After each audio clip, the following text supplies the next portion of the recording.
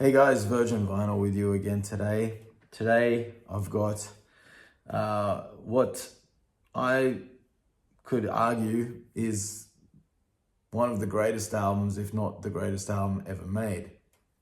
And that is the incredible, the incomparable MAHAVISHNU Orchestra, The Inner Mounting Flame. All right, now, this is just to start off with the details. This is a original Japanese pressing, which I got from Japan. I bought on eBay. It was one of the first things that I wanted to get my hands on when I started collecting vinyl in November, when I started this journey. And I was very, very happy to find this version in very good nick. It's in absolutely great quality. The vinyl itself plays fantastic, so I'm very happy about that. Now, this album here, it really is an incredible feat when you think about what brought this album about. So you've got John McLaughlin, who of course I've said on this channel a few times is my favorite guitarist of all time. Alan Holdsworth is right there as well, but I think John just pips him at the post a little bit because, I don't know, like, it's very close. I love them both, but I just think that John has more, I was about to say John has more versatility, but when you look at all the, when you look at Alan's solo albums, they all kind of have a similar approach, but when you look at all the albums that he worked on as a sideman, Enigmatic Oceans and Gong and Sound Machine and all of the Soft Machine, yeah, he's very diverse too. But John, so he starts off as a session player in the British scene. And he's working alongside guys in that session scene with guys like Jimmy Page and Jeff Beck, and eventually he starts to make a name for himself as a jazz guitarist.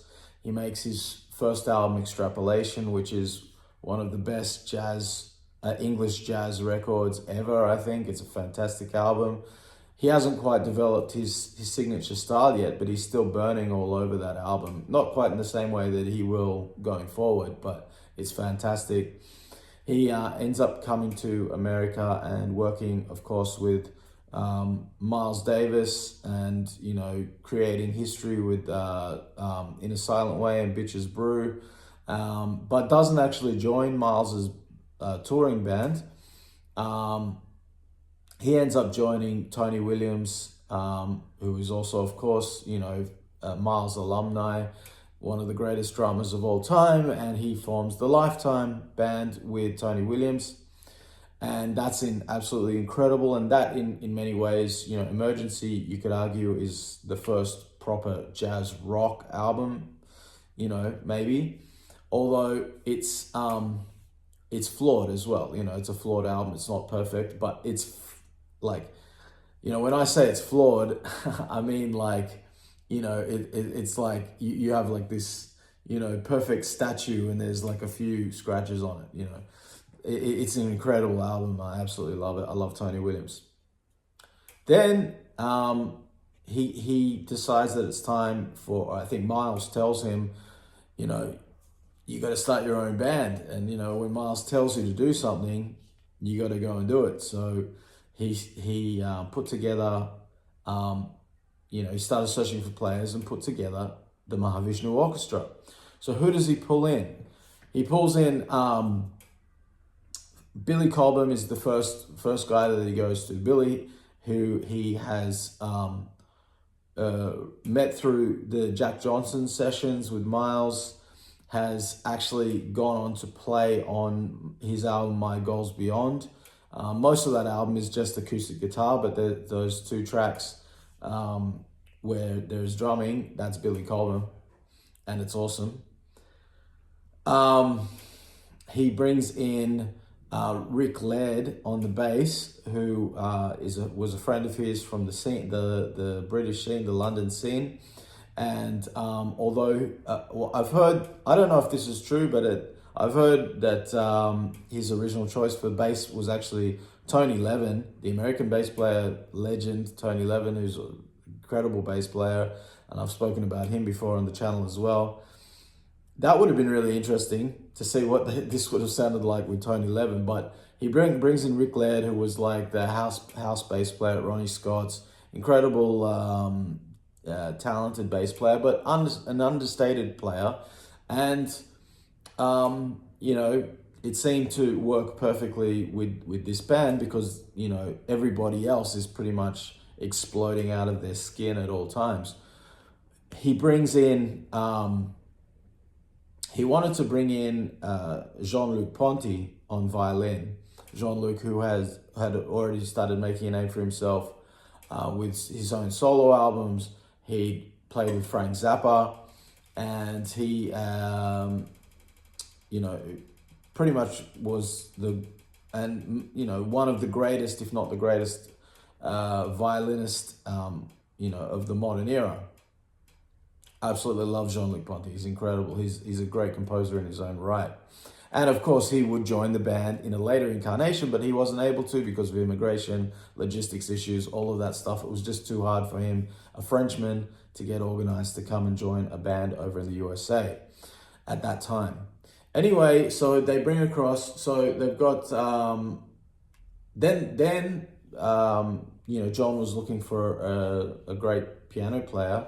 And Miroslav Vitos, the incredible bass player who would sort of be best known for being one of the founding members of Weather Report, recommended to John that he check out fellow Czech piano player Jan Hammer.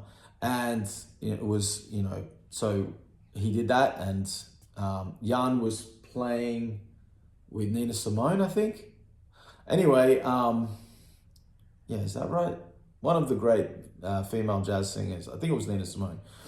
Anyway, so he brings him in, and finally, yeah, because like I said, he couldn't get Jean-Luc Ponty, so he searched for a violin player who could sort of live up to this material, and he found Jerry Goodman formerly from the band The Flock. Now with the band assembled in 1971, finally assembled in 1971, they rehearsed for 1 week. Then they went and played like 2 weeks of gigs, so 2 weeks of live shows, so that's 3 weeks. Then they get a contract from Columbia Records and they go into the studio to record this album.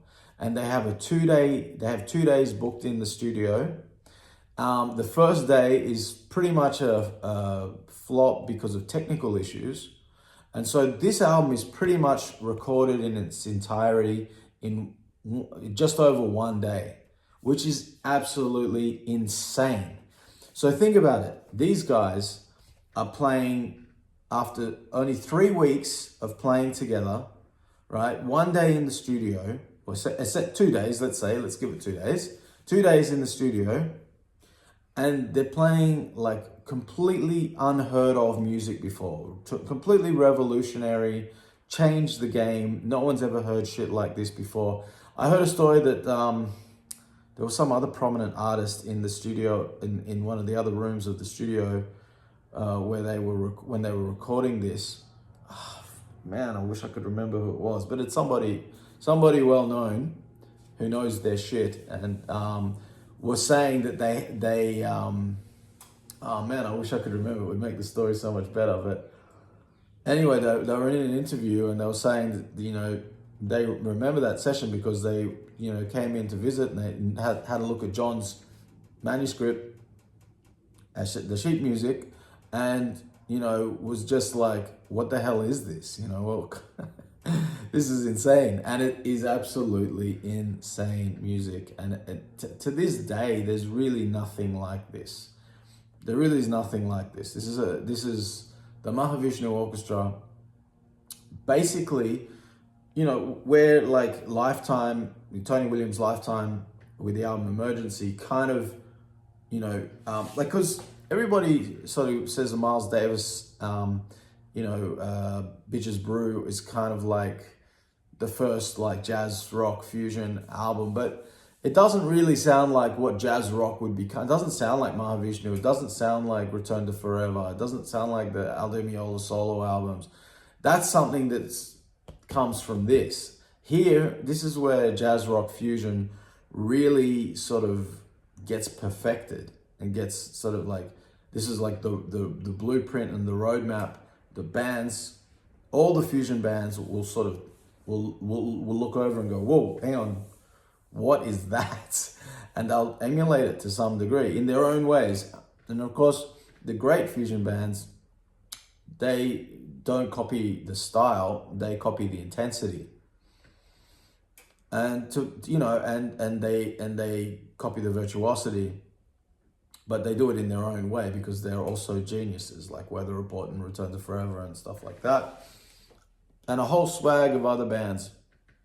A lot of the fusion from that time is actually drawing more, and that's sort of where I see the difference between like jazz fusion and jazz rock fusion, is that, like a lot of the jazz fusion from that time was drawing from Bitches Brew and that sort of, and the way that sort of Miles created that sort of vibe with the band, with this sort of underlining groove and then all this sort of chaos happening on top. Whereas like here, you have these intense compositions, these sort of almost progressive rock style, like progressive rock influenced versions of rock mixing with jazz, virtuosity. And it's absolutely incredible. I mean, there are no down points on this album. This is perfection. If I had to make a list of perfect albums, this would be on it for sure, and it might be right up the top. There's only one album of Mahavishnu Orchestra which I like more, and that's Visions of the Emerald Beyond. That's my favorite album of all time. But if I had to say what's the greatest Mahavishnu Orchestra album, I'd probably have to say this one, because this is the game changer. I mean, Meeting of the Spirit, what an incredible opening track. Like you don't get much more of a statement of intent than that song. I mean, it's just incredible, the way it sort of builds up and the tension and then just explosive, and John fiery playing, That's the thing with John at this time. He was just so fiery, and the whole band really fed off that energy and was as fiery and explosive. I mean, it's John gets a lot of the credit, of course, for this band, but you've got to give it up to all the guys. They're all sort of have an equal hand in making this the incredible band that they were. Dawn is really cool. It just sort of, it really lulls you into this false sense of security before eventually just bludgeoning you with this incredible ferocity. Noonwood Race is incredible. A Lotus on Irish Streams is kind of that beautiful, it almost reminds me of some of those Chick Corea compositions that he wrote for Al Di Meola for the acoustic guitar and piano. Really, really beautiful, really, really stunning. And, virtuosity off the scale, of course, especially between the three lead instruments of the piano, guitar, and violin. Absolutely gorgeous stuff. Vital Transformation is probably maybe the weakest track on here, but it's still incredible. I mean, most bands would wish that all their material was as good as Vital Transformation. The Dance of Maya is sort of a fan favorite. And it's so cool how sort of menacing and brooding it is, and it sort of like has this really doomy like riff that eventually sort of changes into this almost like this sort of honky sort of country blues thing, which I'm not that keen on. Like when I first heard it, I was like, what's that? And then but then where they take it just makes it so cool. And then when John starts soloing over it, it sort of changes, the feel changes, and it's just an incredible guitar solo, fiery all over the place, just ripping stuff from John, of course. And then you get You Know, which sort of makes you feel like the album is like coming to, like they're sort of gently closing the album. You know, you get some incredible thunderous drumming from Billy Cobham on that track as well, like which closes out the track. And you sort of think, oh yeah, okay, so they're kind of bringing the album down, like sort of closing it out in a more meditative way, because there is a sort of with all the fireworks and with all the explosions and everything that's going on in this album, and the thing that sort of sets them apart from a lot of bands is there's that spirituality element that's built in from John into the music. And so there's like there's a lot of sort of a meditative hypnotic element to a lot of this music as well. And sometimes it manifests through the fury, and sometimes it manifests with these gentle passages, you know, these moments where it sort of calms right down, and it's just this it becomes beautiful, and then you get the chaos again. Well, that's what happens at the end of the album too, because you think, okay, you know, it's kind of closing it down, settling down, and then boom, awakening. And it's like, you know, the way that track starts, it's like I imagine like somebody like that, you know, has like a tear in their skin or something, and somebody just ripping it open, like ripping the flesh open or something. It's just so savage. The way it rips, like the guitar sounds like a knife slashing through flesh or something. It's insane, and it's so heavy and intense. And it's 1971. It's 1971. Yeah, like heavy metal's just been invented the year before, basically, by Black Sabbath. But no band in the world was as heavy or as loud or as terrifying to audiences as Mahavishnu Orchestra were around this time. There's so many stories of like people just losing their fucking minds. Like when you went to a Mahavishnu concert, it was like supposed to be a full-blown experience, you know? You're not just going to see some band play. This is gonna fucking fuck with you, or you're either gonna transcend to the heavens, or you're gonna lose your fucking mind, and you're gonna go deaf in the process. You know, even I saw interviews with like the Frank Zappa band with like Ruth Underwood and some of the guys that were in the band around that time, when they were touring with Mahavishnu Orchestra, Frank Zappa and Mahavishnu together, and they were saying the same thing, that it was just Mahavishnu would just come on stage and just tear your head off. You know, it was so loud and so intense, and you know, absolutely like playing the most insane, sophisticated, crazy music that's ever been written. You know.